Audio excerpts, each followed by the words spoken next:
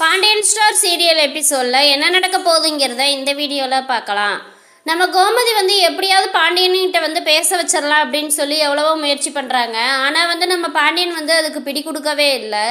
இப்போ புதுசாக என்னடா நம்ம ராஜி கோச்சிங் கிளாஸில் சேர்த்து விட்டு எப்படியாவது ஐபிஎஸ் ஆக்கணுங்கிற ஒரு ஆசையில் நம்ம கதிர் இருக்காரு.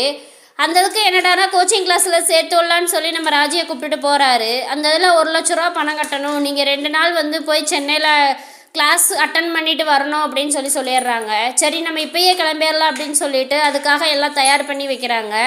ஆனால் நம்ம பாண்டியன் என்ன சொல்லுவாருங்கிற ஒரு பயம் நம்ம ராஜி மனசுக்குள்ளே இருந்துக்கிட்டே இருக்குது. இந்த இதில் நம்ம ராஜி பாண்டியன்கிட்ட கேட்டுகிட்டே நம்ம மாமாட்ட கேட்டுகிட்டே போகலாம் அப்படின்னு சொல்லி நம்ம ராஜி சொல்கிறாங்க. அதுக்கு கதிர் இல்லை வா நம்ம பார்த்துக்கலாம், நான் அப்பாட்ட சொல்லிக்கிறேன் அப்படின்னு சொல்லிடுறாங்க. பாண்டியனும் என்னப்பா அப்படின்னு சொல்லி கேட்கும்போது இந்த மாதிரி கோச்சிங் கிளாஸ் சொல்லியிருக்காங்க, 1,00,000 ரூபா பணம் கட்டணுமா, இன்னும் 2 நாள் சென்னையில் அட்டன் பண்ண சொல்லியிருக்காங்க அப்படிங்கவுமே சரி அப்போனா எப்போ கிளம்புறீங்க அப்படிங்கிறத எல்லாம் சொல்கிறாங்க. சரி போயிட்டு வாங்க அப்படின்னு சொல்லிட்டு அவங்கள அனுப்பி வச்சிடுறாங்க.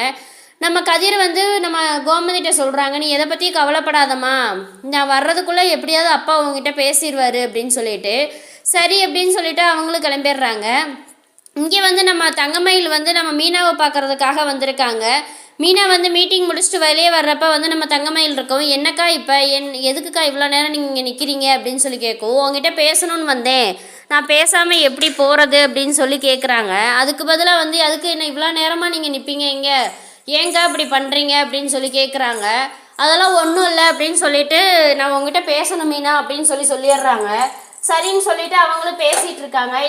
என்னக்கா ஆச்சு அப்படின்னு சொல்லி கேட்கும்போது நம்ம என்னை இப்போ நான் மயிலுங்கிற ஒருத்தி வீட்டில் இருந்ததவே நீங்கள் எல்லாரும் மறந்துட்டீங்க, என் வாழ்க்கை என்னதான் ஆகுமோ என்னமோ தெரியல அப்படின்னு சொல்லி, இல்லை நீங்கள் கொஞ்சம் பொறுமையாக இருந்திருக்கணும் அப்படின்னு சொல்லி நம்ம மீனாவும் சொல்கிறாங்க. தப்பு தான் மீனா, அம்மாங்க இது அந்த மாதிரி செஞ்சனாலையாவது என் வாழ்க்கை சரியாகும்னு தான் நினச்சி இப்படி செஞ்சாங்க, ஆனால் அதுவே என் வாழ்க்கைக்கு இப்படி ஒரு பிரச்சனையாகும்னு நாங்கள் நினச்சி கூட பார்க்கல அப்படின்னு சொல்லி நம்ம மயில் ரொம்ப ஃபீல் பண்ணுறாங்க.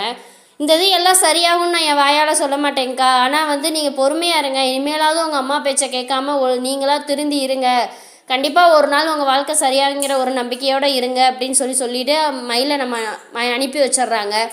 இதுக்கப்புறம் தங்கமயில் எப்படி இந்த குடும்பத்தோடு ஒன்று சேர போகிறாங்கிறத நம்ம அடுத்த வீடியோவில் பார்க்கலாம். இந்த வீடியோ பிடிச்சிருந்தா மறக்காமல் லைக் பண்ணுங்கள், சப்ஸ்கிரைப் பண்ணுங்கள்.